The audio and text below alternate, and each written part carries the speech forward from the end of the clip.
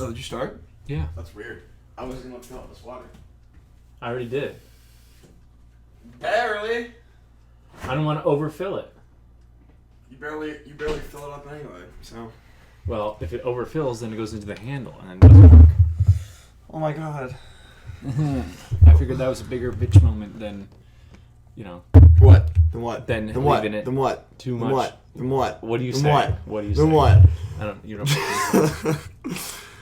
Hello everybody, welcome to the Geekkastle podcast. My name is Greg St. Why Clair. are you doing it while he's pouring water? Because I didn't know he was pouring water. I was just going for it. Go ahead. Now? Yes. It was a great start. Are Oh you wait, sure? time out. When you introduced it as season 2, episode 1, Mm-hmm. no woos, Patrick. no loud woo. See, like that. We can't do any more of those because that just peaked. Okay. Okay. But like Patrick's woos are like 70% of his conversation inclusions. Yeah, You're no. right. You're right. All right. You can move. I wasn't Fair going to, but Go ahead. Hello everybody, welcome to the Geekkastle podcast. My name is Greg St. Clair. Dan Whitehead. how'd you going? And welcome to season 2, episode 1 of the Geekkastle podcast. We're here on this. It's a pretty nice Sunday. It is a nice Sunday. Like for how hot it's been these past couple days, they didn't seem that bad. Yeah, it's getting better. Just Yeah. I want fall to start.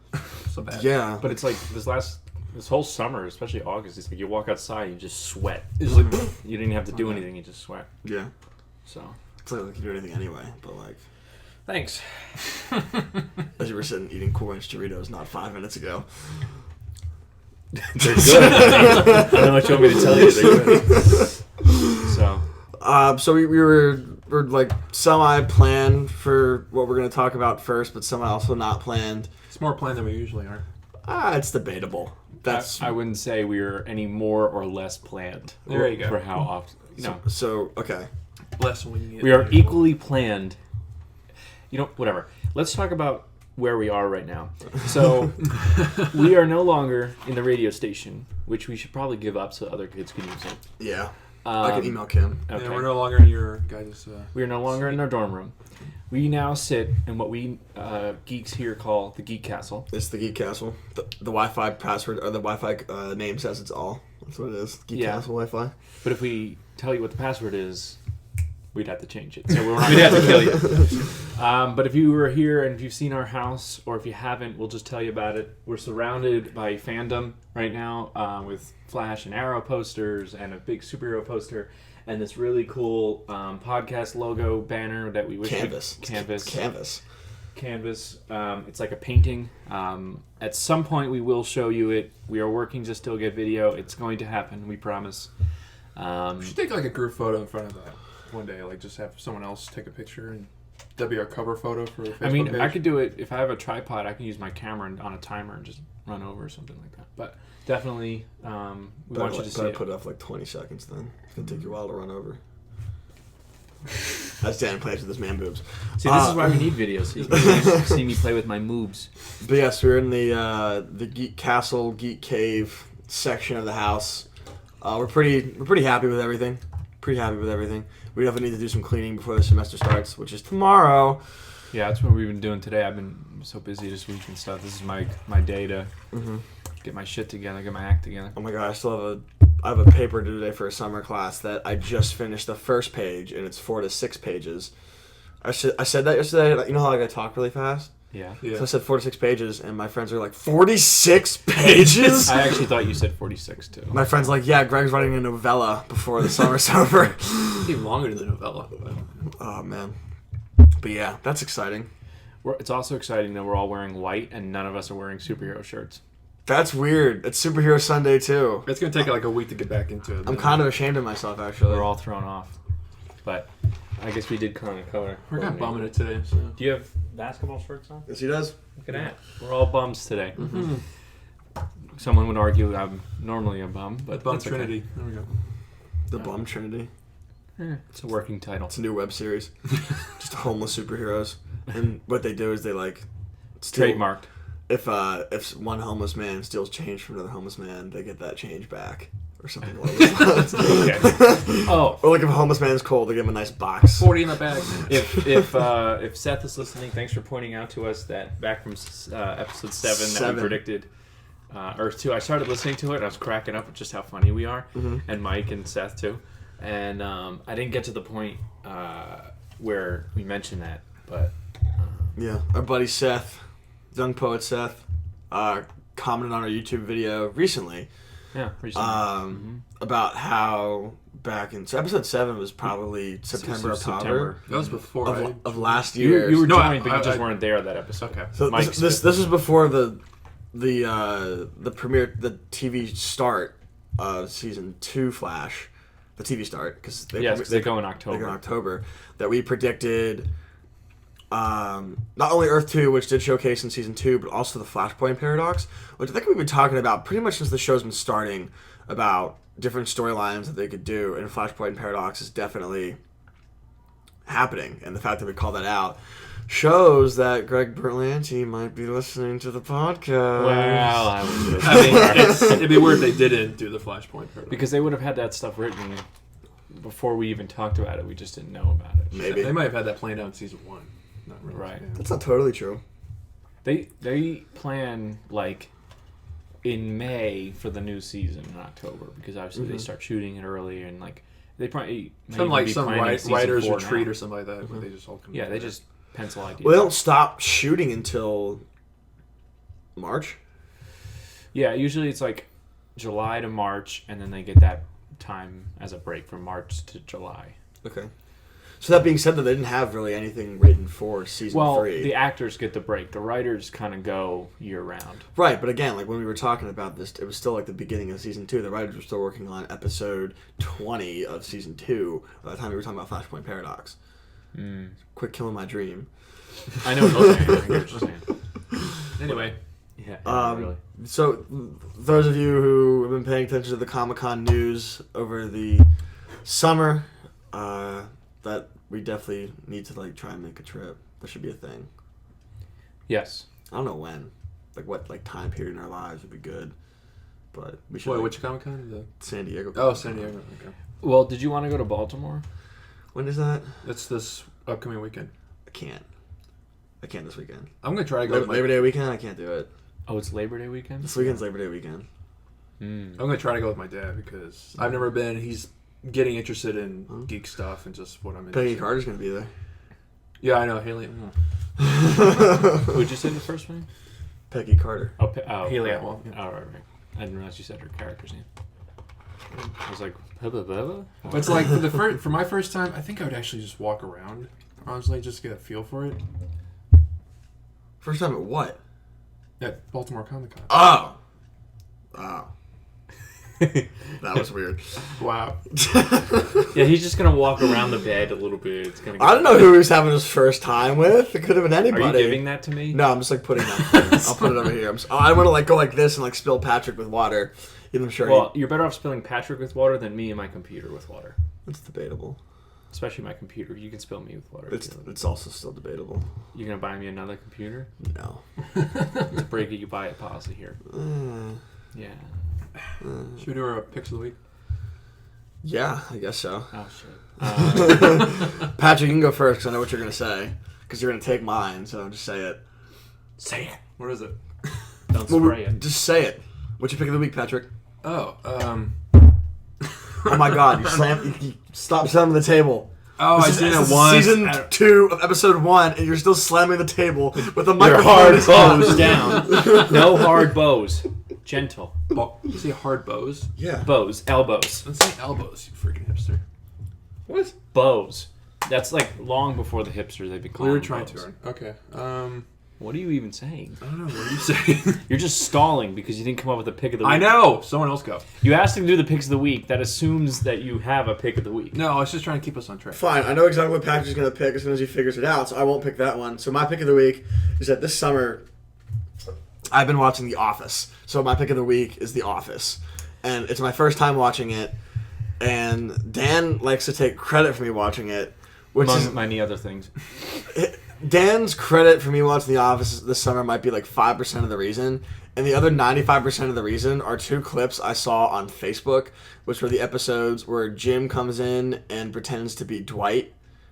And I was like laughing out loud at that one. And then Spoiler. they have a Asian friend who's an actor come in and pretend to be Jim to like trick Dwight that he's Jim. And I was cracking up at that one too, and that's truly what made me watch The Office. It was not Dan at all.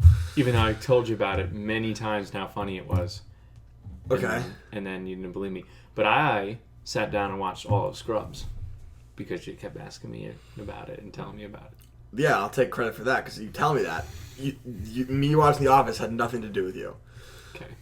Whatever. Oh, I have my pick of the week. Go ahead and say it. Okay, it's Stranger Things. Oh, wow, you didn't pick the one I was going to pick. What were you thinking? Don't Breathe. Oh, no. You just saw that I yesterday. don't know I was going to pick that, though. Stranger Things is good. Yeah, that was like Stranger Things, which just premiered on Netflix about a month ago. And it's basically a big love letter to like the 80s, but primarily Stephen King and Steven Spielberg. So if you like Stephen King, we also like The Goonies, which Spielberg produced. You'll love the show. It has great kind of horror elements, mystery, sci-fi. And watching it, it definitely gave me some more inspiration for my upcoming senior project from a certain point of view. And so I'm still in rewrites, still trying some key beats that I want to put into it just to make it better. But yeah, that's my pick of the weekend. I can't wait for season 2 to come out whenever it does. Is this a part 1, part 2 season like they do with The Ranch, or is this like we have to wait another year to see it? It's like another year. Yeah. We were pretty much waiting a year for The Ranch too. But No, The Ranch comes out this fall, doesn't it? Oh yeah, but it seems like a long time. Maybe because we watched it so quick. Mm-hmm. But no, they want to do it like Harry Potter style, where it's like a year passes with each season, so you understand why they look different and like aged up. Because with kids, it's difficult. Difficult to like maintain their look. Okay. You know what I mean? Gotcha. That makes sense. Yeah, and they might as well just have them age. I mean, I don't know, it's kind of weird just trying to maintain like a certain look. It's not like it's animation. Or Stewie's been like a 1-year-old for like 17 adults years. Don't change that that much, you know. Mm-hmm. So it's easier to hide that. But let's see, what's my pick of the week? I don't want to use Suicide Squad because we're going to give it its own just deserved kind of talk about. Did you go to a concert recently? Zach Brown. Slam your arm on the table one more time, Patrick. I didn't say anything. That was like a light one. I didn't say. Yes, I did. All right, okay, I'll say Zach Brown. I'm just taking a piss right here. Don't worry about me. Yeah, into his Fred bottle. He has a whole crate of them on the floor, using them to flatten out a poster. But it's still not flattened out, and it's kind of upsetting me that it's not flattening out. You got that poster a while ago. You should turn it over. I got this poster like back in October, but I had no place to hang it up in the dorm. And then I tried hanging it up in my room up here, and it fell down because it's so folded. Turn it over. And that actually made me think of a better pick of the week. The fuck do you see on the floor, Patrick? I should turn it over. Is it turned over? Oh, I did. Okay. Good. I didn't see it. You have to be a dick about it. Yes, I do. No, you don't. That's me. You girls done? So my pick of the week, you made me think of it because of posters. I ordered the poster of it. Is The Outlaw Josie Wales, which is a super old movie, but I really dig it, and I watched it, and I ordered the poster of it where he's like yelling like this. Well, you can't see it, people listening, but when he has the 2 guns and stuff, it's very iconic. And I ordered it, and it should be here soon, and I love that movie, and so I'm going to say that. And if you like Westerns or you like Clint Eastwood like I do, then you should watch that and see how cool he is. Yeah. Cool. So the first, I guess, geekdom topic we can talk about is Suicide Squad. Now that was worse than my elbow. Okay? That was so I do that on purpose. That was so on purpose. I did on purpose. Because I was like, let's see what reaction I can get from Greg. The first geekdom thing we talk about is Suicide Squad. Came out earlier this month. Mm-hmm. One of the most anticipated movies of the year, especially I know for myself. But especially in this new superhero cinematic universe realm that we currently live in, which is great. Great day to be a Mustang. Yeah. That's a running joke we have at work. What do you mean it's a running joke? To say a great day to be a Mustang. Yeah, I say that every time I come into the office. Yeah, well, it's I guess an admissions joke then because we say that all the time where it's like something's going wrong and it's like it's a great day to be a Mustang, guys. Oh, yeah. Yeah. Mm-hmm. I guess now I'm part of that joke. Yeah. Because I work there. Now you're part of it. You joined. Congratulations. Yes. It's pretty much done now, though. I transitioned to an ambassador now. Mm-hmm. Do you know when the schedules go out yet? I don't know. Well, because I think you have to send them their hearing checks. I already did. So I don't know. I think maybe they're just waiting on people. Mm-hmm. Anyway, do you guys want to go around the table and out of 10 give your rating for Suicide Squad, Patrick? Sure. I would give it a 7 out of 10. 6.5. I'm gonna go 7.5. I'll go solid 7.5. So Suicide Squad, for those of you who've seen or haven't seen it, it encompasses all these different villains who currently live or are currently in, is it Blackgate? Is that what it's called? Bell Rev. Bell Rev. You're right. Yeah. Where's Blackgate? Blackgate's That's Arrow. That's the Arrow prison. That's right. Bell Rev prison. So it's like the worst of the worst criminals, and Amanda Waller, who is head bitch, basically. But not for the prison. Yeah. She don't work for the prison. She runs the prison, dude. No. Are you sure? No, she runs Task Force X. I think works she for the ran the prison. She wouldn't have like a visitor's badge. It'd be kind of weird. Mm-hmm. You know what though? If she did run the prison, I bet she'd make sure that you'd stop slamming your elbows on the table. Got him. Anyway, it gets like the worst of the worst criminals to create this Task Force X, aka Suicide Squad, in order to. What's like the initial goal is to help have them do some good, because she's worried that what happens if another person like Superman comes along and decides not to be good, right? And like whatever, who's going to stop? Right, and that's the initial thought process behind it. However, Enchantress, who's played by Cara Delevingne, is spoilers. Oh yeah, like I said, everything up until now is, or up from this point forward is spoilers. She kind of goes AWOL. The Enchantress really takes over her body and is planning... Well, explain how she gets the Enchantress first, because she's not always like that. Okay, she is an archaeologist and discovers this thing, and all of a sudden she like breaks off... It's like a temple and like breaks off a voodoo doll's head, and then the Enchantress like embodies her basically. And like then she whispers, like Enchantress. It was a really cool transition though when she does it like with the hand thing. That was probably the best visual looking things in the movie.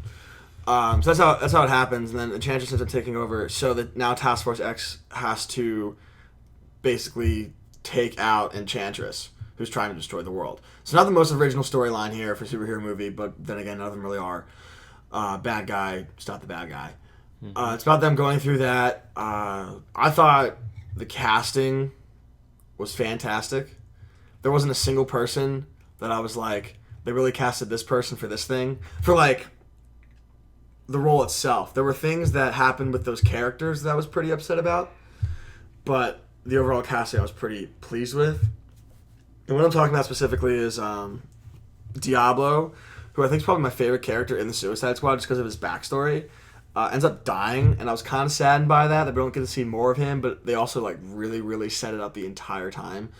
Yeah, they did. And the other person I was upset who died was Scott Eastwood's character, who Scott Eastwood was probably the most not himself, but the way they brought about his role was the most disappointing thing to me. Yeah, he just kind of shows up and then he's gone. Well, even before the movie ever came out, they had Scott Eastwood on the cast listing, but never said who he was playing. Right? So, like, it could have been anybody. It could have been Jason Todd. So many fan theories. He plays some, like, secondhand lieutenant to Rick Flag, and then ends up dying by setting up a bomb. But it's like, they don't even confirm that that's what happened, because he's, like, sets the bomb, and then the next thing, it's underwater or whatever, under where they're fighting, the main squad, and he plants the bomb, and then the next shot is back up on the surface where they are, and then it blows up. But the bomb was only set for 2 seconds. Yeah, just by the editing, it kind of tells you, okay. And he's human. He's not Killer Croc, who could probably survive that. Right. I don't know why Croc didn't do it. He should have done it. He was fighting off the Enchantress minions underwater. Right. He was like, go! That's right. Something along those lines. But that was really disappointing because I think Scott Eastwood should be in the cinematic universe, whether it's Marvel or DC. I think he's a great actor, and he looks like a superhero. He looks like the stereotypical blue-eyed, handsome superhero. Thanks, Dad. So that was really upsetting. But other than that, like I said, and for like what it's worth, and for how like Batman and vs Superman went, and all these other things, I think this movie did exactly what it needed to do. setting up characters, furthering the storyline of the DC Cinematic Universe, and just the fact that we're able to see the likes of Deadshot, Harley Quinn, Captain Boomerang, Diablo, Amanda Waller, all these characters in the same screen. That's not some like B-rated 1980s Marvel movie or some animated thing that we keep seeing. Like the fact that this is happening right now, and again, like the casting was very, very well done, and they're doing it well and really caring about it. And David Ayer's like, yes. And it was the third film, and at first it seemed like a movie that you would almost do, like for Marvel's sake. You know, they built up for a while, and then we're like, let's do something weird, like Guardians of the Galaxy, right? Yeah. DC's doing it on their third film, doing that weird outcast team that nobody really knows about. Mm-hmm. So it's bold. It's bold. I think it worked. Mm-hmm. My other least favorite part about the movie is the fact that a guy decided to bring his 3-year-old son in a stroller and sat front row and had him just cry the whole time. Yeah. That kind of sucked. That was pretty Yeah, we are no longer going to the AMC Owings Mills North or Owings Mills theater. I'm no longer going to it. I think it's crap. They never have any workers. On a Friday, they had 2 registers open for the concession stand. They only have 2 registers open for the ticket holding anyway. 2 out of the 4 kiosks don't work. It's a piece of shit, and I'm no longer going there. Yeah, the AMC like in Columbia is just it's a richer neighborhood, I guess you could say. We went to the Columbia one to see Mad Max, right? Yeah. Yeah, we definitely did. I'm looking at that one, Hunt Valley or Towson. That's what I'm looking at next. But no longer AMC. Would you like to go next, Patrick? Or would you like me to go next? I'll go. I would say like the first act, so the first 40 minutes of Suicide Squad was probably the most entertaining part of the movie. Like all the characters, all the actors were gelling well with each other, and I thought their characterizations of these beloved characters from the comics were spot on. Especially Margot Robbie, Will Smith. I think it's really their movie, and I thought they freaking nailed it. It's when they start their mission is when the movie starts to fall apart for me. Really, just in terms of just I think editing and structure of the story, it just kind of loses me. And watching it, I felt like God, this should be like. I feel like there's like a director's cut, even though David Ayers has said that this is the cut that he, wanted. Mm-hmm. But I feel like there's just certain particular scenes like in moments from the trailers that actually were kind of left out. I thought if you put those back in there, or maybe if there's certain scenes put back in, it would have made a stronger film, more coherent film.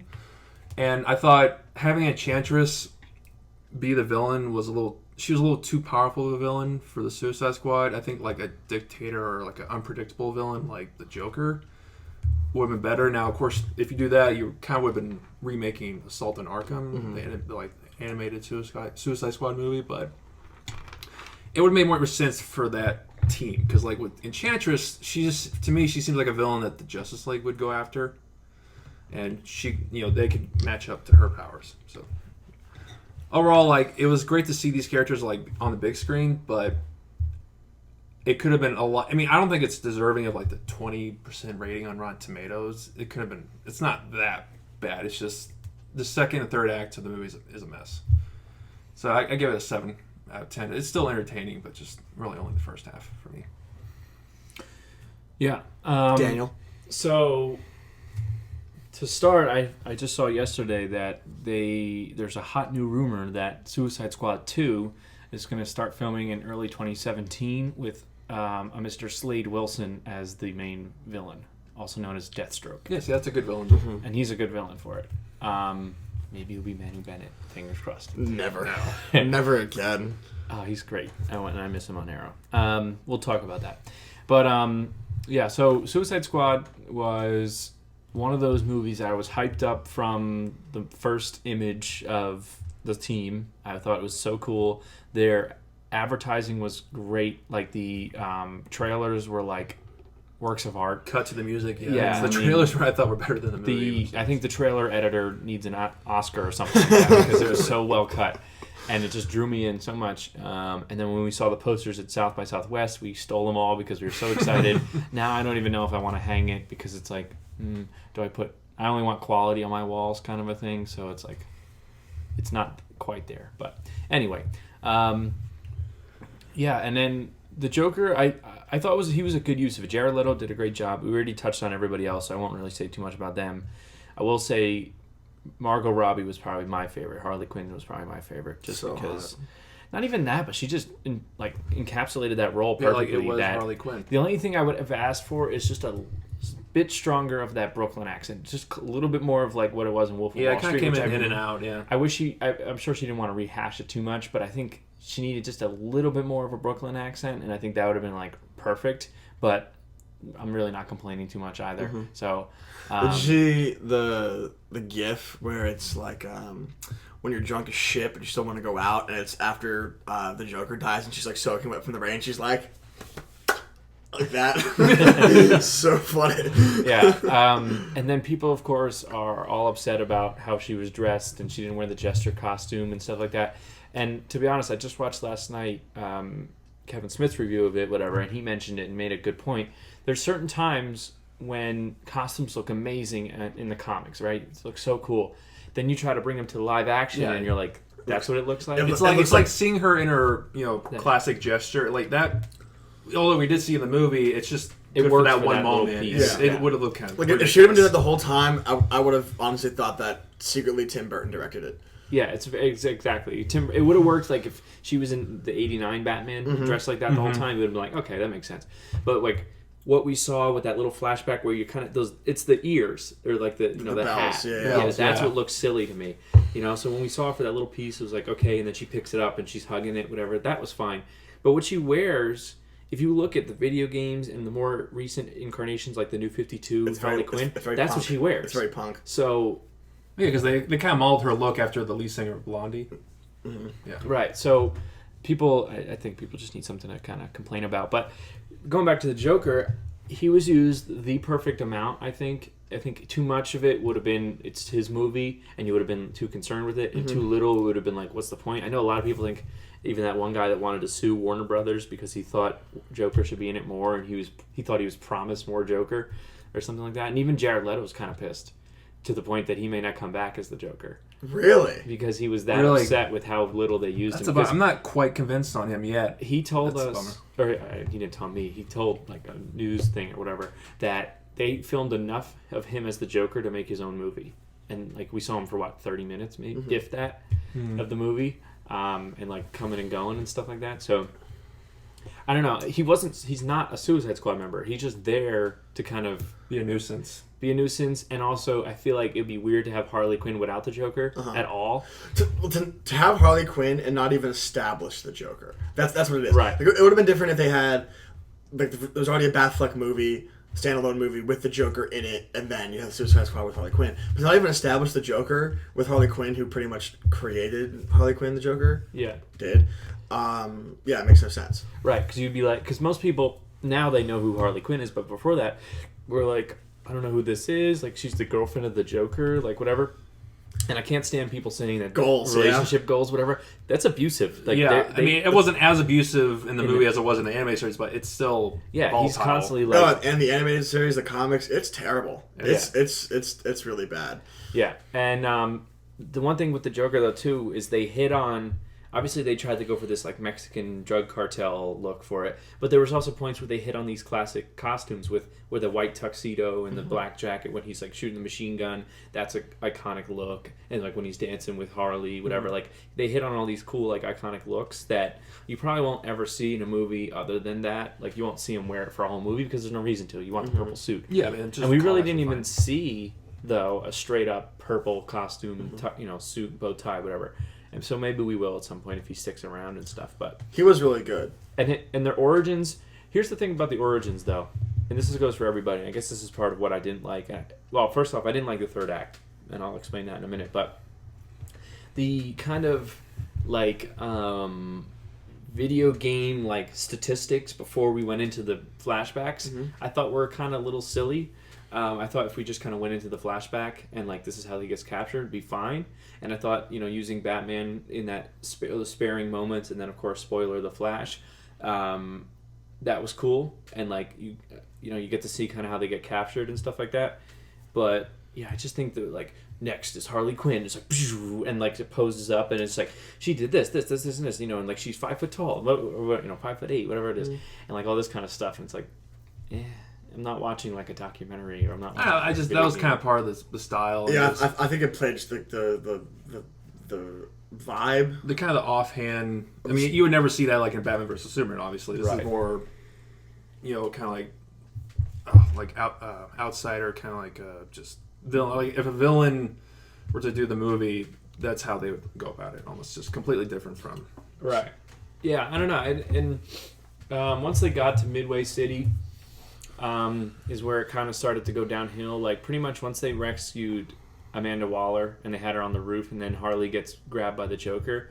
From that point on, it was kind of weak to me. Yeah, and also like the action was okay, but like just wasn't as spectacular. They were fighting these, just like in the Avengers, they were fighting these faceless, mindless goons that you're like, who are they fighting? And there's also like a portal in the sky, which we've seen so many times. Yeah, it was just them standing there blasting up into the sky, you know.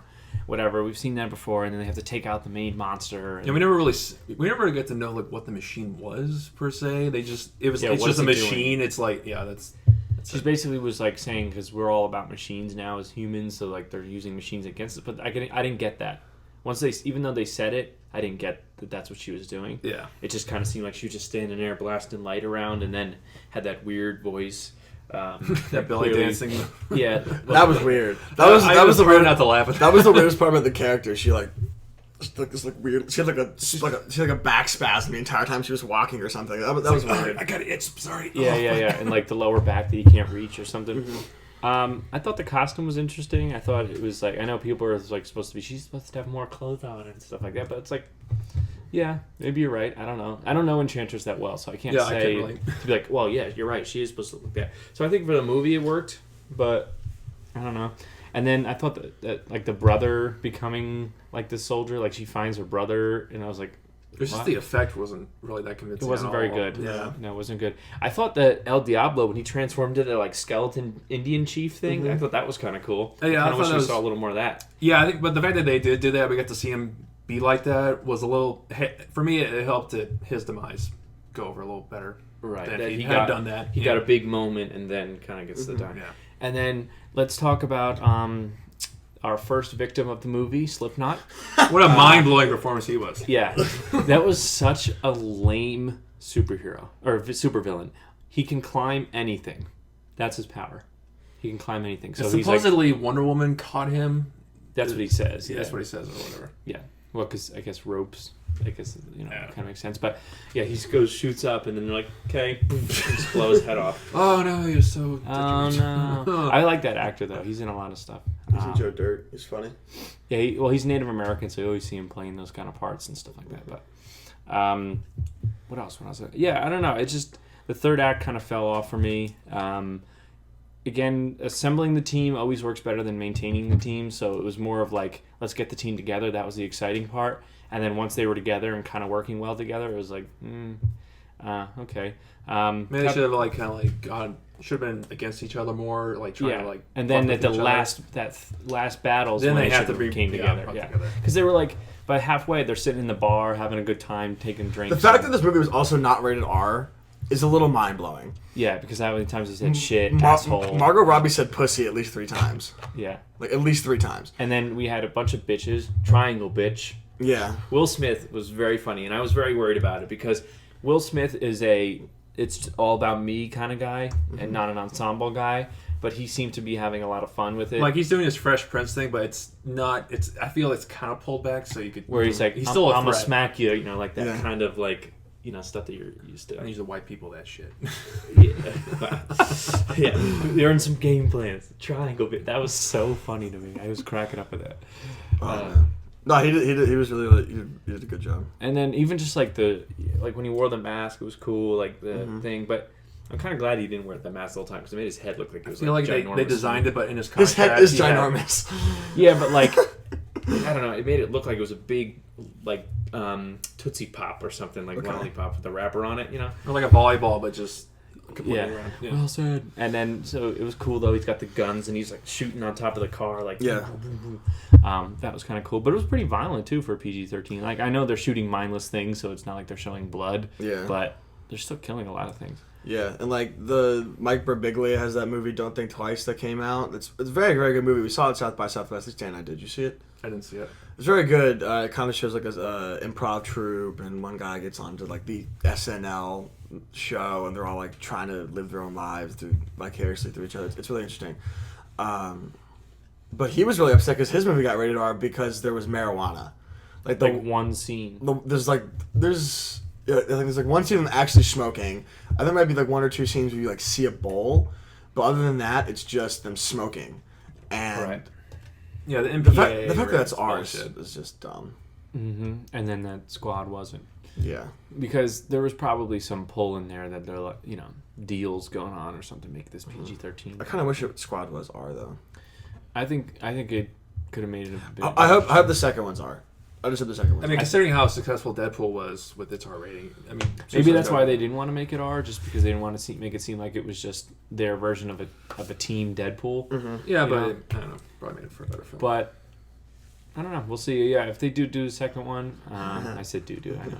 If they do a second one, it'll probably be rated R because now they know like they're still making a killing. They're like close to 800 million. They're like top of the box office for I think this the Last couple of weeks. the fourth consecutive week they're top of the box office. So. Yeah.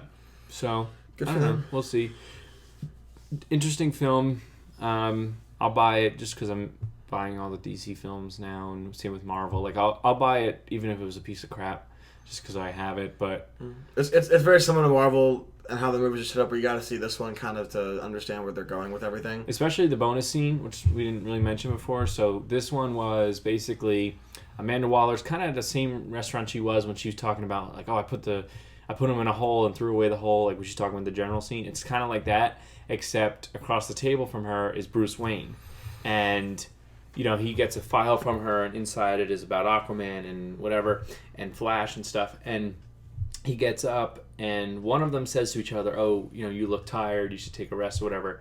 I think she says it to him. Stop working nights. Yeah. Yeah. So I'm working nights, and he's like, "You should have let my team handle it," or something to that effect, and kind of turns out and walks. So that's implying that he's now has the information to go find the Justice League. So it sets up the Justice League. Which, thank you, San Diego Comic-Con, we were able to see a brief Justice League trailer, which made me really excited about it. I know Dan's a little indifferent, and I'm not entirely sure how Patrick feels. It looked good. It made me more excited for Ezra Miller Flash. Because you got a little more of an insight. I think they did it on purpose of how this Flash is going to differ from the Grant Gustin Flash. Mm-hmm. And it seems a lot different. He's a lot quirkier. More of a loner. He seems goofy, more of a loner. He definitely has some like weird OCD, ADD, ADHD type deal going on. Needs some like Ritalin or something. But really, it made me more excited for the movie.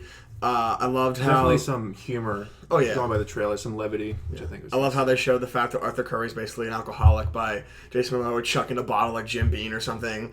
And the waves, like, Yeah. crashing over. He said that that's real. That wasn't CG. Like, that much It water looks was CG. just I'm sure they got these waves. big water cannons. He's like, I'll do it.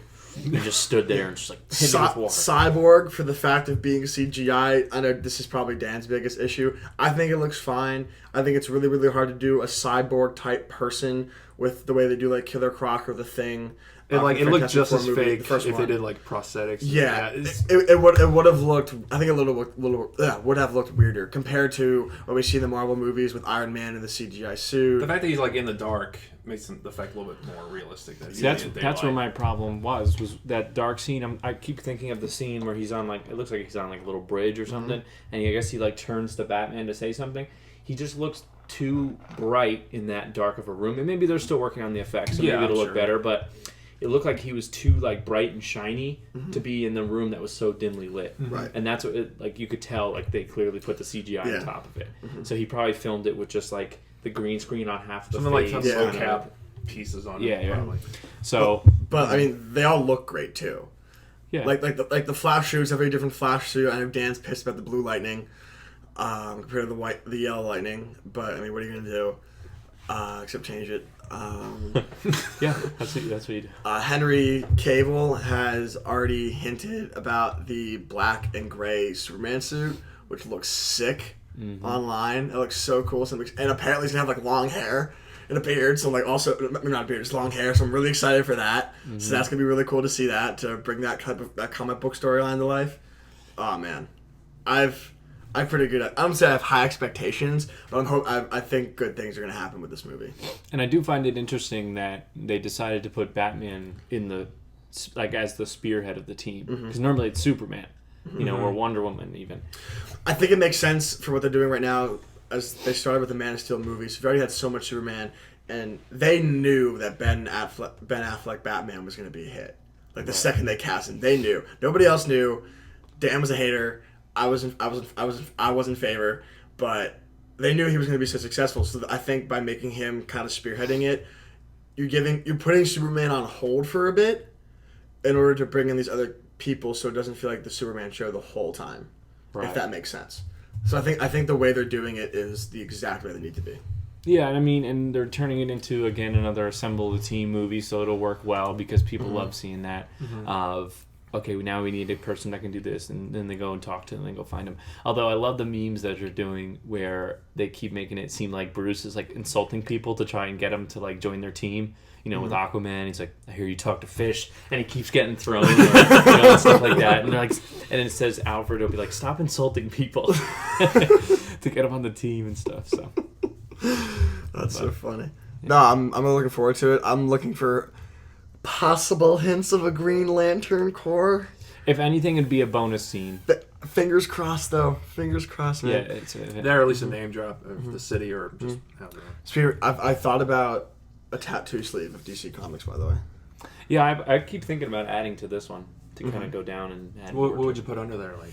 Well, I don't know if I want to do like the Rogue Gallery, kind of like a Joker, and the Batman Rogue Gallery. Yeah. Well, I don't know. I've been thinking of it, and then have it just build off of this. Like this obviously be the main piece because since he's my favorite, him at the top, and then it could be Flash, and then maybe you could like turn that into a painting compared to like coming out of your skin, and then have like the Rogue Gallery is like like this is a picture frame. Yeah, compared to like it popping out of your skin, looking like like a syphilis or something.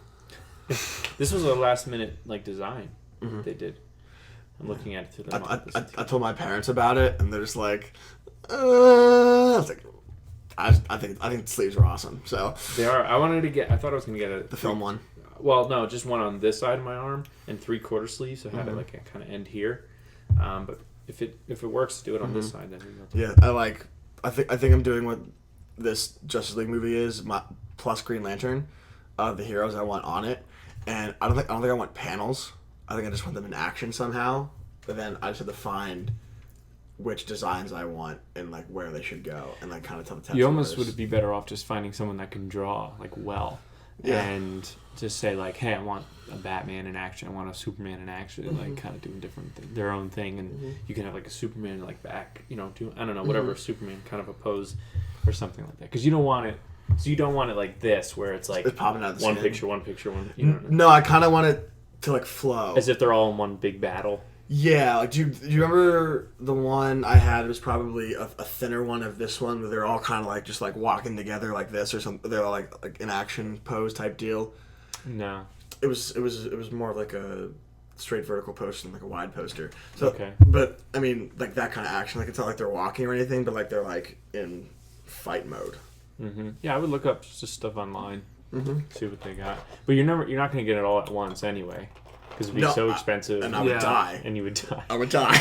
So you have to figure out what pieces you get, and then like you'd almost have to wait like a year at a time and stuff to get it, or even years at a time. It's like a process, Yeah. I could just tell you how long we're at. That's fine. I wanted to see, because I don't know if you want to do part 1, part 2. I don't think we're going to have to do a part 2. You sure? Because we still got to talk about Flash and Arrow. We're only about 40 minutes. If we go to an hour and a half, we're probably good. So we have about 45 minutes to talk about Arrow and Flash. Okay. And Legends and Supergirl.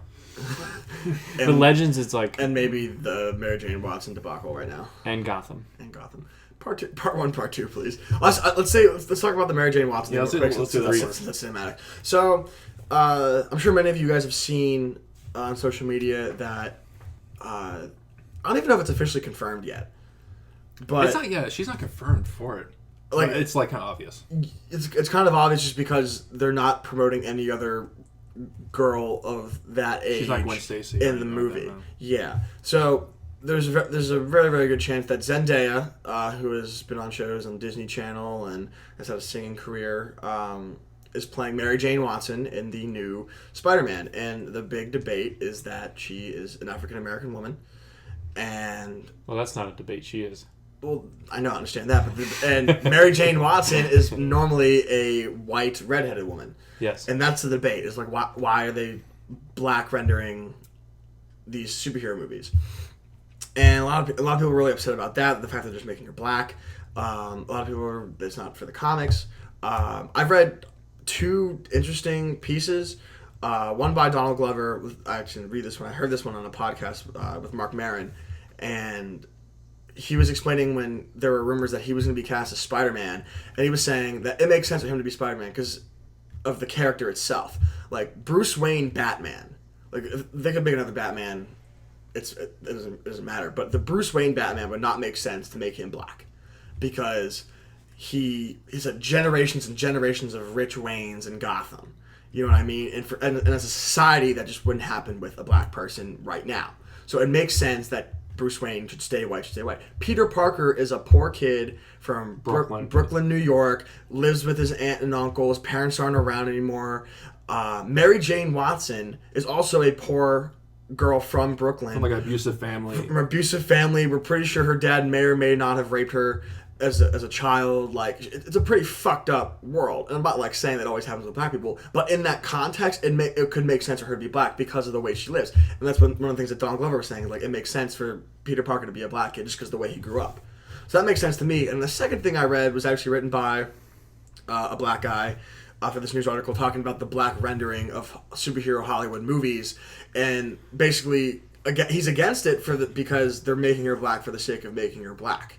Mm-hmm. And it's not as progressive as Hollywood thinks because the person you're making black is the damsel in distress, right? Or it's okay to make a white woman or a comic book character is traditionally white black as long as there's a white dude saving her.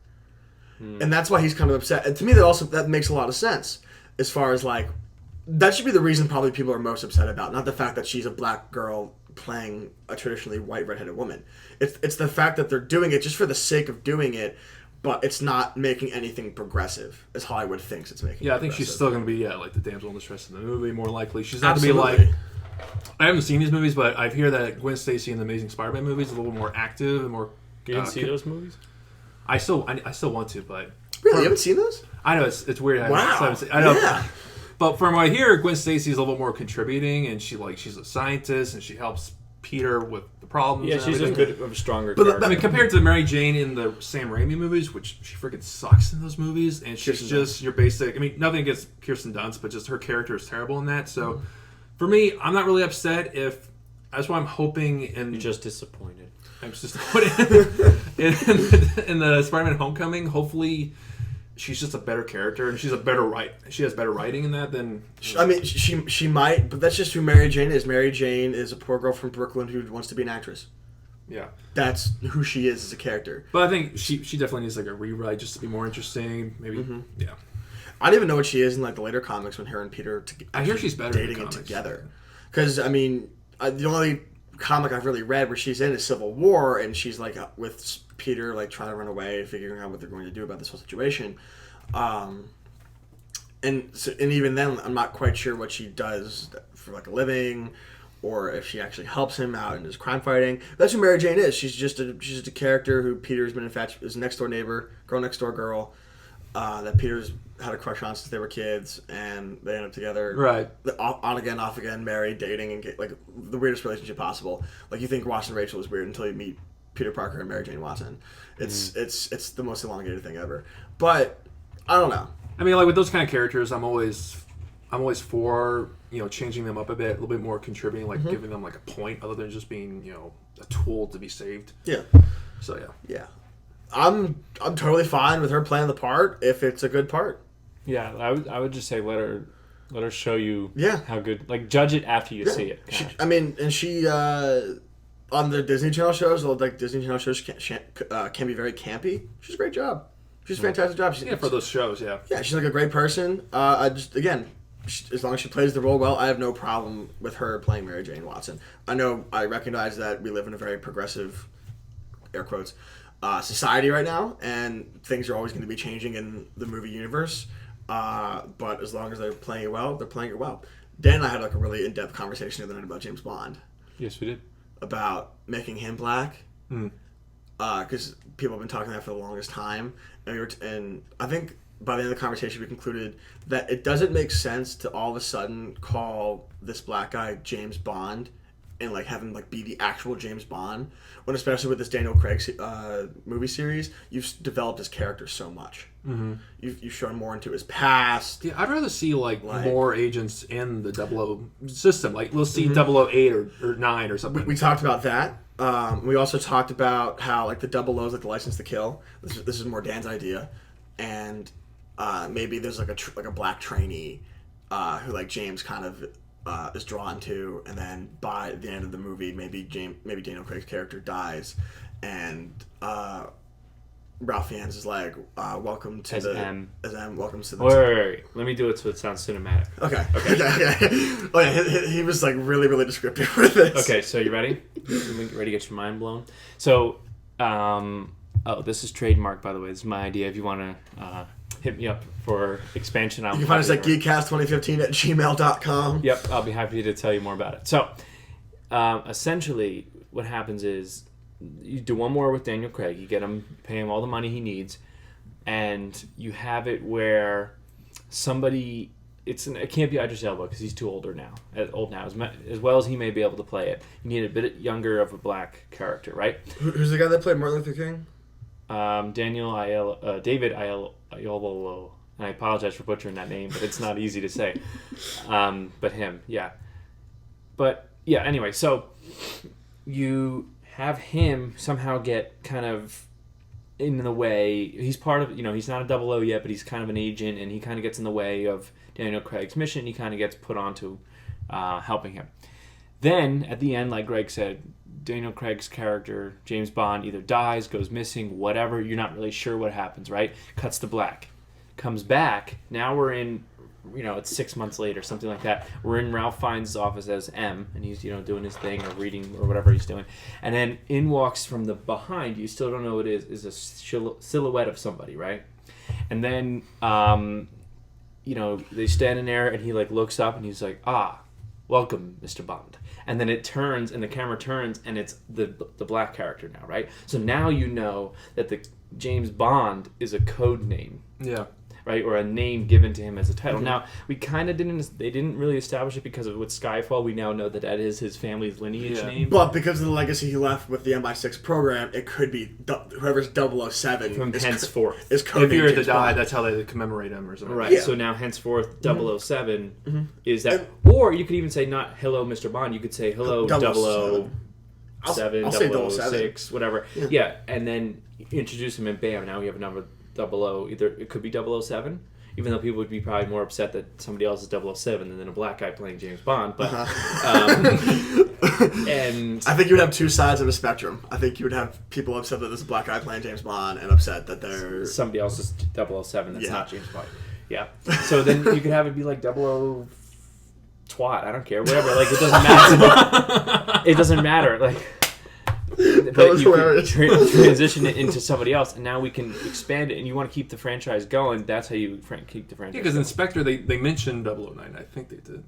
I'm pretty They've sure done it before. They did it in like GoldenEye, which Sean Bean was like a 004 or something like that. Now the motherfucker dies at the end because he's Sean Bean and he dies. That's his contract. He didn't die in The Martian. I'm very upset. Spoiler: he didn't die in The Martian. Yeah, but they did reference Lord of the Rings. So it's like, but also they did reference the Lord of the Rings. Yeah, but also. What would he have died of? A heart attack? They should have just had this one scene. They fired you. You're fired. Oh, heart attack. Yeah, like they made it home. He's like, and he's like so excited, and he just drops. It's your birthday. But yeah, surprise. Dead. And then you're like, status quo fulfilled. Like, well, we got to kill Sean Bean off, and it's not even in the book. There's got to be parody videos of that. That'd be so funny though if they copied the book perfectly, and there's no mention of what happens to his character. The one thing that they add to the story is they had to have his character have a little side thing, or he goes home and all of a sudden there's a government conspircy where he just gets shot in his Or some apartment. space debris just hits him. Yeah, he's walking home and a piece of the spaceship hits him. That's like a meteor. And then boom, Blackout, directed by Ridley Scott. Damn it, Sean Bean. I think we just entered Sean Bean's hit list. Yeah, right. Sorry. No, but like we were talking about that, and I still stand by my statement of it doesn't make sense to all of a sudden have a guy being called James Bond is black when you've already established this Daniel Craig character and his backstories. You find out about his parents, you go to his childhood home, you figure out what more happened with Inspector. It just makes sense. Yeah, well, they got to do one more with Daniel Craig because you can't bring Christoph Waltz in as, spoiler, Blofeld and then do nothing with it and have him just drive off into the sun. While it was a nice ending, you can't... If they just did that and they didn't make him Blofeld, Christoph Waltz... At least have him back, okay. because that was a nice ending for Daniel Craig. At least have Christoph But Waltz that back. wouldn't make sense, is to have a new Bond. But I mean, I guess they did it with M. I know, but it's With just... Judi Dench, but... It kind of just nullifies that ending and kind of makes it pointless if you're going to bring him back. So it's just... Right. It's messy. So I think they're in a bit of a pickle right now. It's either they either bring Daniel Craig back and lose that great ending they had at the end of Spectre, which Spectre wasn't the strongest Bond to begin with. But I think it was the weakest. you think it's the weakest? I haven't seen Quantum of Solace. Of the Daniel Craig saga, I think it's the weakest. I would say Quantum of Solace still for me, but that ending though was strong enough that I would be okay with. Okay, you signed him off, but to introduce him, Christoph Waltz as Blofeld, who's like the arch nemesis of James Bond, and then you reboot this franchise and we never see what happens to Christoph Waltz's character. It's like, what was the point? Yeah. So you could have just made him any other random person. And like this is the time where these sequels, cycles, whatever you want to call it, are like really, really popular right now. So to open up the world of MI6 and James Bond, I think is very, very beneficial. Yeah, they can make their own universe or shared universe. James Bond is MGM. MGM, yeah. Really would, I think, boost MGM's revenue if they can find a guy that's like, hey, we want to talk about MI6. Or we want to talk about 006. Who's 006? I don't know. You figure it out. Right, like dive into the world of the MI6 branch and the other 00s. And or they could do that by maybe taking a break from by having like a younger, like almost like a prequel, perhaps, of James Bond. Like there's like a book series, like a young adult book series. I'll do it. Silverfin, I know this is one. I had one. I read that one. I'll be the next young James Bond, guys. I'll do it. I'll take the hit. Yeah. Anyway, we're going to talk about Flash and Arrow here because we're not British and we can't play them. And that's the thing. I would be more upset if somebody not British played James Bond than if a black person or an Asian person or whatever. If you're an Asian dude and you're British, you can play James Bond. I don't care. Or black, Indian, whatever. Just you have to have a British accent. Or you had George Lazenby that was Australian. Okay. But if you were just like, hi, I'm James Bond, and it's like, no, you're not. Well, they'll never do that. No.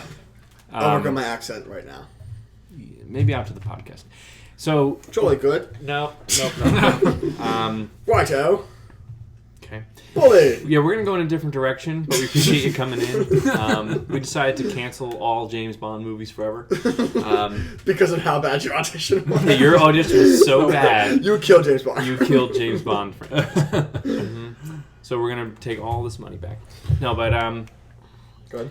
So, Flash and Arrow real quick. I'm looking at the posters. And we'll do Flash real quick. So obviously it ends with Flashpoint Paradox.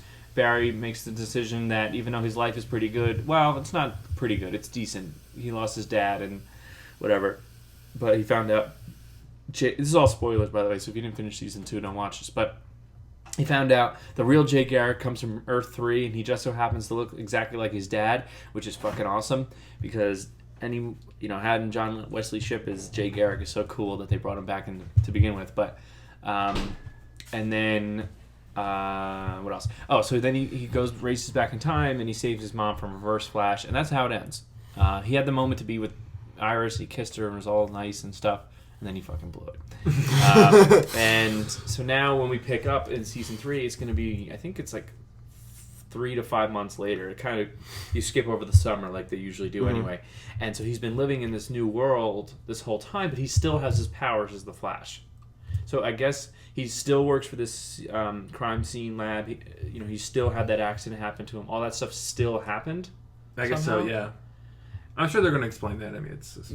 But Harrison, I guess, we'll have to wait and see, because now Cisco Ramon owns that company, so maybe he's the one that let off the particle accelerator. I don't know. But, we'll see. So then they're going to have Wally West, played by Keenan Lonsdale. Nice. Play Wally West, and he's got a cool costume. My one complaint is his head is exposed. I don't really like that. I feel like it's weird.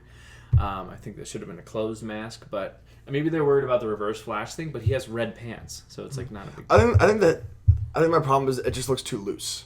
Right. It doesn't seem tight to his face. Yeah, it doesn't seem very active. Maybe he'll get an update to it or something. Hopefully. And then go back in time, like when he switches the timeline again. Because they said it's not a full season arc; it's only a couple episodes that they're doing it. And he's going to be facing off against a Jay Garrick villain known as the Rival, which is that black speedster we've been seeing in pictures and stuff like that. But then Flash, Barry Allen Flash, his villain is going to be Skeletor or Skanatar or something. He-Man too. Yeah. I have the power. It's something like that. That it's like supposedly going to be way different than Zoom and Reverse Flash. Which, if he runs fast and he's scary, I don't know how it's going to be that much different. But so we'll see. And then that's really what's happening with Flash and Arrow. Chime in anytime you guys want to. Arrow is basically, at the end of season 4, he ends up becoming the mayor, or the interim mayor, Oliver Queen that is, and everybody else kind of leaves him except for Felicity. They all decide that they need to go and do their thing. Diggle's mad about killing his brother, so he goes back to the military, and then Thea's like, this is crazy. I came back from the dead, and then all of a sudden I just had a knife to little girl's throat, and I need some time to kind of figure out what I'm doing here. And so she dips, and then it's just Oliver and Felicity, just like it was in season 1. In terms of flashbacks, he's still on the I forgot. He's still on the island? He left for Russia. He's going He to left for Russia. Russia. So we're finding more about the Russian mob, which is going to obviously tie into the storyline, so I'm sure there's going to be a lot of Russians. Then he's gotta Dolph get back to the Lundgren's going to be in the flashbacks, which is sick. Well, yeah, he's actually a really decent actor, and he's a physicist in real life. No, he actually has the doctor. Which is really cool. hilarious. Yeah. And they bring that up in the Expendables too, where he's just like, it was a physicist or whatever, and like he makes a bomb and stuff. But in Arrow, Oliver's kind of... It's like he's holding his own training camp for superheroes. Like there was a fire out. And Curtis Holt is there. At the local supermarket. It was like, want to be a superhero? Contact this number. And then you pull the tabs. Like, oh, this looks interesting. Yeah. Curtis Holt as Mr. Terrific's in it. I don't even know. The girl who impersonated Black Canary after Laurel died. She's going to be Artemis. Oh, sick. Sick. That's been cool. I'm pretty excited about that. And then, I don't know the actor's name. I know he played Tito Cruz in Coach Carter, and he is in Old School. He's a fairly popular actor, but like not like well known. He's also in it. I don't know who he's playing. One of them is playing Wild Dog. Wild Dog. That's probably him. And then there's also Vigilante. I don't think it's him. I think that's him. Speaking of wild and animals, Wildcat. When are we going to get some closure on Wildcat? I'm never going to be satisfied until I find out what that's the pipe dream. That was a. You messed up. Guggenheim, you messed up. Wait, have you seen those like memes of tweets where it's like somebody was like tweeting and he was like, so there's that episode, you remember when Arrow fights Adam and then like Arsenal comes in and like he's helping him a little bit and then he gets thrown against the fence and like electrocuted and he falls to the ground? They never mention him in the rest of the episode. You don't ever see him. So they're like, is he fucking dead? Is he like hurt? Like what happened to Roy? And so the guy's like basically says that in a lot shorter of a tweet. And then the next picture, or the next part of it is Mark Guggenheim just saying, yeah, we fucked up. And then that guy kept hitting, he just keeps hitting him with stuff and he messes up. And supposedly there was a part where it's like basically over violent for no reason, blah, blah, blah. And like the guy tags like Mark Guggenheim and all these other people into it. And then Mark Guggenheim replies like, yeah, dude, just stop watching the show or like fuck off kind of a thing. And I was just like, wow. Mark Guggenheim, I don't think... Mark Guggenheim is the Zack Snyder of the TV universe. He doesn't have the best interest of Arrow in mind Mm-hmm. because I think he's trying to play too much to what the audience, quote unquote, wants, which he thinks is Felicity and Oliver getting together. I don't fucking want them together. I want them to be apart. I don't, because they don't work together. Like, it's cute and stuff, but he's a much better character by himself, and she's a much better character by herself. Yeah, he's better when he's being Felicity. like the Batman type. Right, the brooding, figure instead of like this soft, like Dude, I would love to see a spin-off show with just Felicity. doing what? Like, assembling her own team of, like, superheroes. I think it'd be sweet. I really do. And people are mad about how stupid her storyline of the wheelchair. Like, Yeah, not that being was able to like walk lasted like 2 episodes, two at or three least. episodes, Yeah. and then she puts a little chip in there that's a prototype, and usually prototypes don't always work all And the the way. fact that she was angry at Oliver made her walk again, it was like the silliest thing. Yeah, she just like gets up and Oh, walks shit. away, puts her ring down. It's like, what the fuck? Why was that even a point? Like, why even bother doing it then? So Arrow has been in such a tailspin for a while, like this last season. I think they want it to two. end. They hope that CW doesn't renew it. It's just like, please I don't just think end that they this. want it to end. I don't know. I just think that they lost their way because they tried to connect it too much with the other shows, and they brought in the magic and they brought in all that stuff. I was fine with the magic. I wasn't mad about the magic because that's a DC thing. Magic exists in the DC universe. Right. But it's the subsequent things that happen in the in-between stuff. It's just like, really? Yeah, like Really? the flashbacks aren't interesting. Like the only time they're interesting to me was when Constantine Yeah, came in. That was like the only time. This season's flashbacks were bad. By the way, side note, super exciting the director of Gambit left to come work for Justice League Dark. I'm really excited. I hope Channing Tatum leaves too and plays somebody. I can't wait. They want to. There was a rumor that, or not a rumor, but somebody was suggesting maybe he's going to go to DC to play Shazam, and I was like, I don't want to be Shazam. Definitely not Shazam. No. But in anything, I gotta like look. I gotta like look at posters and stuff and like figure out who I want him to play. Right now, let's check.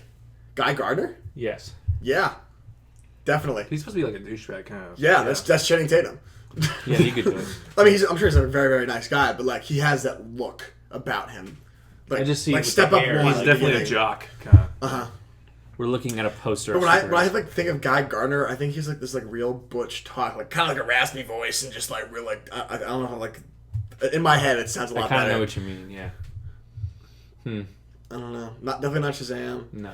Shazam. Too we old- were talking about that. Hawkman, Hawkman was on the TV, and he was lame on TV. not Blue Beetle. Too old for Blue Beetle. Blue Beetle's supposed to be Hispanic. Yeah, I think the most recent one is. The most recent one is Hispanic. I think they probably That's go what they with were that kind one. of going. There's been 2 Blue Beetles before the current Yeah, one Ted right now. Cord or whatever. I think was the first one. Yeah. I don't know. I think he's too old for Nightwing. I'm still campaigning for Matt Damon as Green Arrow. I told you that, and you said no. Yeah, but when I saw him do that little thing for Comic-Con, that Kevin Smith thing where he read the line from Dark Knight Returns, when he did his little one-arm thing. Oh, you said Green Lantern. Green Arrow. Did you say Arrow? I think he said Arrow. Do you want me to play it back? Sorry, I'm campaigning for Matt Damon Green Lantern. No, I want him Green Arrow. Because when I saw him with that one-arm thing, and then he's going, I'm going to do it now. And he's like, sometimes it still hurts when it gets cold. I just want a piece of it. Like all that kind of stuff. I was like, he's got to play Green Arrow. He's so good. I think he can play Green Lantern. Hal Jordan, Green Lantern? Yeah. Mm. I don't Yeah, know. but it wouldn't give him the opportunity to be directed by Ben Affleck. That's not true. 'Cause That's not true at all. I don't know. I think Ben Affleck's he's gonna be doing he's gonna be Batman or any Batman-esque characters that could be city kind of. I could see Green Arrow teaming up with Batman more likely than Batman and Green Lantern going together. I can't see Ben Affleck directing like a space. I can't see Superman. Green Arrow being in the cinematic universe. I know they said they didn't want to, but I don't know. He just, I see him as Green Arrow right now. He's not interesting. Or for a movie. Robin. He's not. He's not interesting for a movie. Green Arrow. I'm sorry, he's not. The only way he would be in a movie is if they did Dark Knight Returns, which they've already kind of done. Kinda, yeah. So, other than that, nah, lame. Lame for the movies. Okay. What about Dr. Fate? Lame. I imagine someone older to do Dr. Fate. Yeah, maybe you're right. Red Tornado's fucking lame. Yeah. Mr. Fantastic or the that guy, Mr. Fantastic. Captain Fat. I don't know. The guy who's with Big Barda over there. Where are you looking? Isn't that the guy right there, or somebody? With the owl? No, like the guy who's like the husband of Big Barda. I don't know who Big Barda is. The fat chick? No, not the fat chick. Where are we looking? That's okay. The one who's next to Vixen, that's Big Barda. Right there. Yeah. She has a husband called something Fantastic or Captain. I don't know. Mr. Fantastic is. I know that's Marvel, but like it has Fantastic in the name. How about is it Adam Man? This is Night Owl. This is Captain Atom. Captain Adam. Captain Adam. He could do Captain. Actually, There's the Atom too, which is Ray Palmer. Mm-hmm. Then the Question. Channing Tatum as the No, Question. Matt Damon. Oh. No. Matt Damon deserves a better role than that. The Question is the only superhero movie if I was ever given the opportunity to direct is the one I would want to direct. But like with the Question, Matt Damon, he's kind of like with Will Smith. I think he wouldn't want his face covered up. I think per se, I think it would have to be a lesser known actor just to do the Question. Maybe he'll come on Legends. I can see him going to Legends of Tomorrow. Matt Damon? No, The Question. They're bringing Jonah Hex back for the Legends of Tomorrow. I don't even know what season 2 is about. It's about Justice League Society. there's Oh, right. yeah, Justice Society of America. There's no more timekeepers or whatever. So like the Legends of Tomorrow basically become the timekeepers, and they have to travel around to time and stop basically the Legion of Doom. So Damien Dark is still around because it's the past. Reverse Flash, Malcolm Merlin. I don't know. This seems like a cartoon show now. Well, we know clearly. This seems like Gotham Villain a week. Like, it's not going to be good. Legends of Tomorrow is the weakest of the three. I guess I Absolutely. should say now 4, because even Supergirl is better than Legends. And I'm hoping with From what Supergirl, I've they're seen. going to add like I don't know whatever edge CW has over. I think NBC was originally CBS. Hopefully, they're going to give Supergirl a bit of an edge, not as campy as. I don't know. I'm really concerned, though, because CW does not have as much money as CBS. And Supergirl, she's fucking Kryptonian. She flies. She shoots lasers in her eyes. It's a effects-heavy show. Yeah. That's why they moved to Vancouver and they cut down their prices quite a bit. Oh, it did? Yeah, they So moved like to a Vancouver. Canadian visual effects company. I don't know. Somebody probably would do that. Well, whatever happened, I hope... I think that they're going to put most of the money into the visual effects, and that's why it required them to move to Vancouver. I just hope nothing but good things for Supergirl. Because I think it is a good show. I think it fits well within what's going on right now in the superhero world. I wish nothing for the best. I really do. And then we got Superman's coming. Tyler Hoechlin. I hope he looks. He needs a sandwich. I hope he looks bigger. I feel like that's just what he's going to look Yeah, like. but like The picture he had when he was next to Supergirl he is. was terrible. Terrible picture. But the on-set pictures, he looks so much better. yeah, but then you saw that picture with Stephen Amell, and it looks like Stephen Amell could kick his ass. Yeah. He's like taller and like more bigger than. This is Earth 2 Superman. Earth 2. Oh, I know. Earth 2 is weaker. Yeah. Even then, no, he's Superman- not. He's like Earth 4 at least. Superman. Supergirl is on at least Earth 4. Alright, then he's Earth 4 Superman. So it's a different Superman. Maybe it's like Superboy. They got padded suit because It's he looks Clark scrawny. Kent. Yeah. Clark Kent also played Superboy at one point in his life in the comics. Well, when he was younger, Like but he's the- older than in like Supergirl. the 50s. Yeah.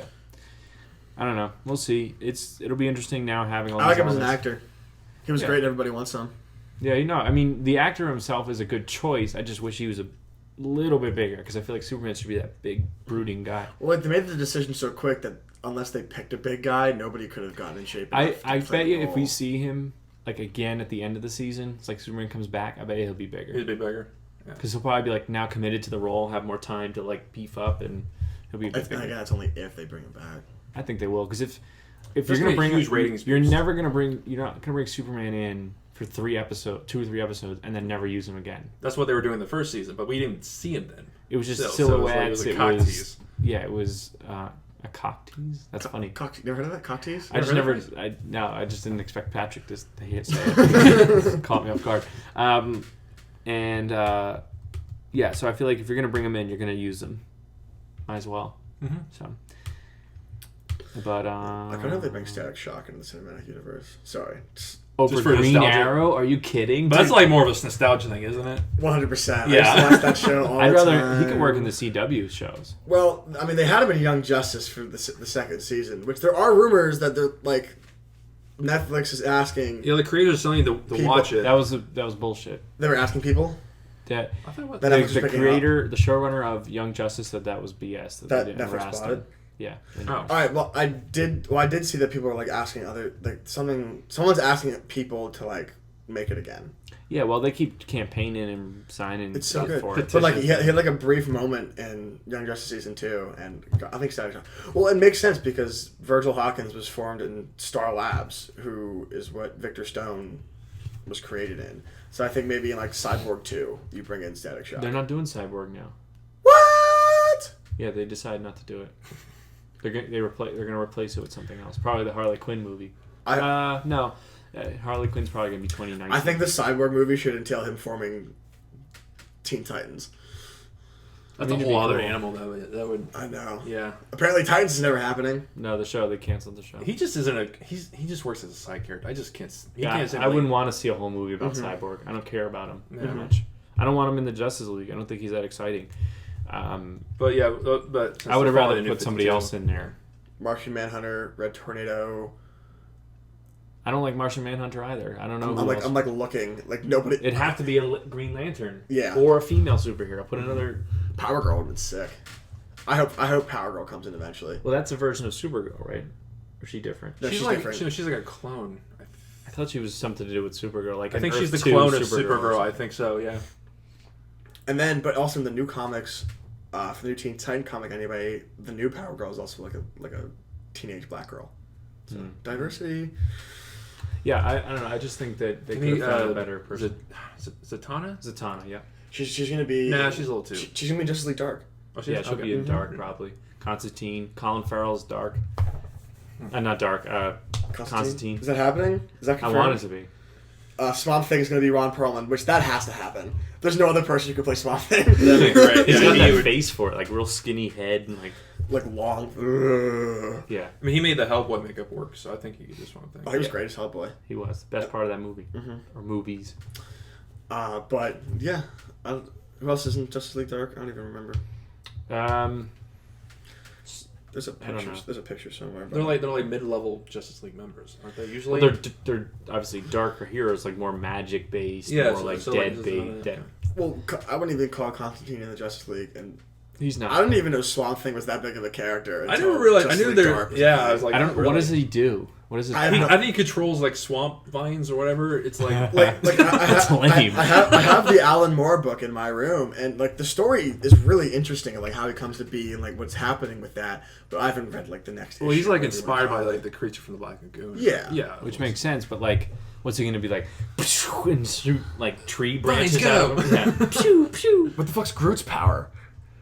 Well, Groot's cute. He's adorable. Dude, Swamp Thing's pretty cute. Yeah, but you want to hug that? I would rather have Groot. Yeah, Swamp Thing. Swamp Thing's gonna eat me. Suck. Groot is just like, I am Groot, and he just helps Rocket Raccoon. That's like his whole thing. It'd be cute to see like a baby Groot in the sequel. He is. He's I know, but it's just gonna be funny to see. Yeah, because it won't be fully grown, whatever. But I'm excited for Guardians of the Galaxy 2. I can't wait for the soundtrack. Yeah, set for 80s. New That's mixtape. gonna be great. Oh yeah, the new mixtape. That's right. I forgot about that. Volume 2. I think that's it. Yeah, that's all I got. We're only at an hour and 17. We don't have to do That's not too bad. All right. Thank you for listening to the Geekkast podcast. Be sure to check us out on Facebook, Twitter, Instagram, the YouTube, SoundCloud. Check out our friend Seth's band, The Young Poet. I think they're like on tour or something.